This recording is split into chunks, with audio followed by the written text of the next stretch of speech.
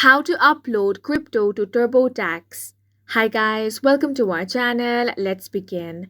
Most cryptocurrency exchanges allow you to export your transaction history as a CSV file. The first thing you want to do is identify your sources. You have to know the exchanges like Coinbase, wallet like MetaMask, and blockchains like Ethereum with which you had digital asset activity. Now, the next thing you want to do is check if TurboTax supports your sources.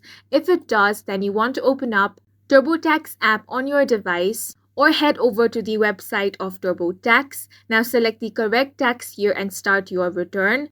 Here, you want to click on the Income and Expenses section, then find Investment and Savings category. Here, you want to look for stocks, cryptocurrency, mutual funds, bonds, and other. Then click on the Start option. Now, select cryptocurrency as the type of investment you are reporting. If your CSV file matches their format, you can upload it directly over here. So you can either import automatically or manually upload the CSV file. Now review and categorize your transaction. After that, you can continue through the tax filing process. And that's it for this video. If you found it helpful, please make sure to hit the like button and subscribe for more videos like this.